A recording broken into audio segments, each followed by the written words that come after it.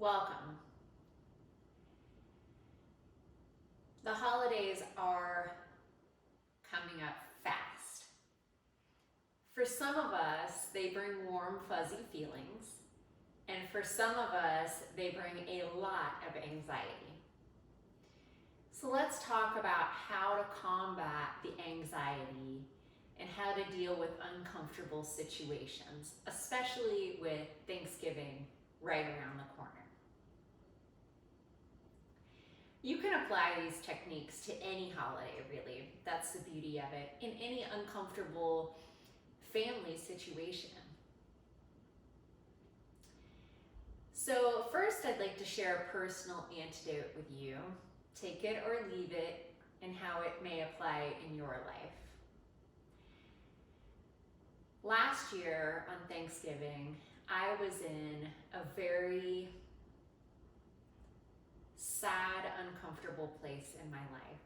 I was in a relationship that I cared deeply about, and we were in a temporary breakup. My family really loved this particular person that I was with, and I dreaded going to my family Thanksgiving because I was going without this significant other. And I dreaded all the questions. Well, what happened? How did you screw this up? It must have been your fault. He was such a great person. We knew it wouldn't last. You couldn't keep this person. All the questions, all the pain. It was bad enough we weren't together, right?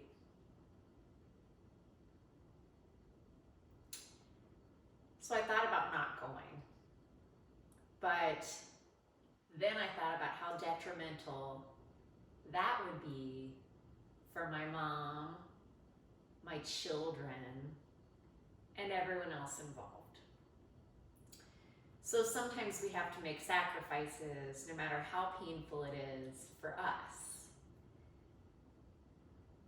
So I went, I got through it.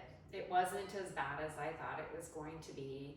Sometimes family is the most supportive, loving force there is, even when the inner critic in our mind fears that they won't be. They are.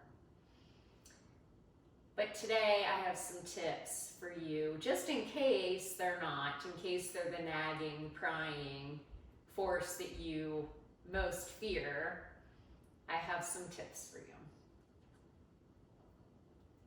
So I want to talk about 3 scenarios that you may be facing this Thanksgiving or your next holiday event. One is a new breakup like I faced last year. So let's talk about that first, because that is fresh on my mind as we approach this holiday season. First, if you're broken up with someone, it's probably meant to be. I did an on-again, off-again with that person for a while, and now we're permanently off, and it was for the best. And we kept getting back together, and it was sort of a forced thing. And I did it a lot because my parents or my family liked him so much. But instinctively, I think I knew in my gut or my subconscious, it wasn't the right thing to do. So now I'm much happier on my own, and I look forward to this holiday. So in hindsight, it's easier said than done once you finally end the relationship and know that you're better off. But the first holiday can be very difficult. So how to combat the family when you have all these fears and anxiety in your mind? 1, people love to talk about themselves. So when Aunt Velma starts to ask you what happened in your relationship, why are you single? When are you gonna have babies? Why can't you get anything right? Flip the script and say, Aunt Velma, tell me, how did you and Uncle Eddie have the most successful marriage on earth? How have you stayed married for 50 years? Please tell me the story again. Tell me so I can someday get it right. And then sit back, sip your wine, eat your turkey, and just listen. That's solution number one. Sub in whatever names you need to sub in for your relatives, but ask the person at the table or in the family room or wherever you are with the most successful marriage to answer that question, because they'll go on and on and on and you'll be out of the hot seat. Tip number one. Tip number two, when you're in the hot seat, say, oh, I'll be right back. I have to grab this picture. This is beautiful. This is a moment I have to capture. And take your phone or your camera or whatever and say, hey guys, I have to capture this moment. Can you guys get together? I don't want to miss this. I'll send you guys a picture. And start taking pictures. People love to have pictures taken. Even if they say, oh no, we can't, we don't have makeup on, whatever. Take pictures. It'll get you out of the hot seat.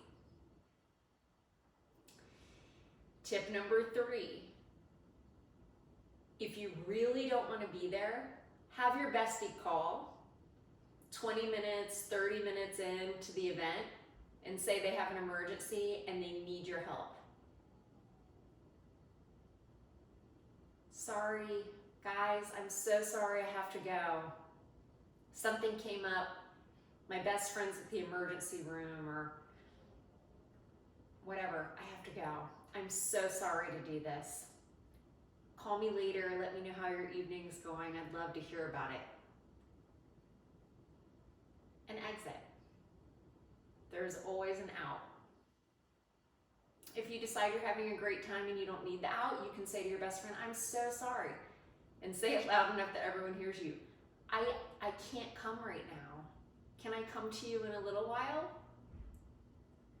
So those are my three outs for if you're newly single and you're in the hot seat with your family. Situation number two. You are newly divorced or separated and having to split holidays with your newly divorced or separated spouse. Share holidays with the kids. This is very hard emotionally. It might be the first time that you're ever away from your children on a holiday. Or you have to do something like one of you has them for brunch and one of you has them for dinner. One of you has them for Thanksgiving and one of you has them for Christmas. It can be a very emotionally void time. It can be very hard to show up at your family's house without your children. Or maybe you're all alone this year for the first time ever. There's a couple ways that you can handle this. One, start new traditions. Create a completely new tradition for yourself. Maybe that means movie night at home for yourself and making it a joyous, laid-back evening for yourself. Rewarding yourself in new ways. Maybe that means learning a new form of independence and going to an event by yourself. Maybe that means adopting a holiday with friends and being okay going just on your own. You have to learn what you're comfortable with. And then encouraging your children to be happy without you, even if they're with your ex, so that they learn stability, knowing that you're okay on your own. That's part of being a good parent. It's hard, but we make sacrifices for our children. And then maybe you celebrate a day later with your children or a week later with your children. We don't always have to celebrate the holiday on that specific day. Something to consider. Situation number 3 is if you're not exactly thrilled with your career, maybe you've just made a career change, maybe you're not exactly as successful as you'd like to be and your family is asking you questions about it. Again, you're in the hot seat. There's several ways to get out of this said hot seat. Taking the photos, like I mentioned before. Turning the script and asking someone to talk about themselves because people love to talk about themselves. Offering to do the dishes. Get yourself into the kitchen. That way you're not sitting around the table having to answer a million questions about yourself. Go into the kitchen and offer to do the dishes. Very few people want to be doing the dishes, cleaning the silver, washing the crystal. Even if they say, oh no, we don't need help, say, oh, but I would love to help. Please put me to use. How are they going to say no? You've done all the hard work cooking, it's my turn. Now you've found solitude in the kitchen. Even if you don't really like to clean, you've gotten out of the hot seat. So those are my tips for how to combat uncomfortable holiday situations, particularly at Thanksgiving if you're celebrating Thanksgiving. My final tip is find something to be grateful for. There's always something. Whether it's your crazy family that you don't know what to do with, whether it's gratitude for yourself and the fact that you're learning how to handle situations with grace, whether it's your pet, whether it's the sun or the rain, whether it's the food that you've been given that day, there's always something, even if it's tiny, to be grateful for that day. Somebody out there envies the life that you have. So thank you for being you. And if you haven't yet subscribed, please consider it.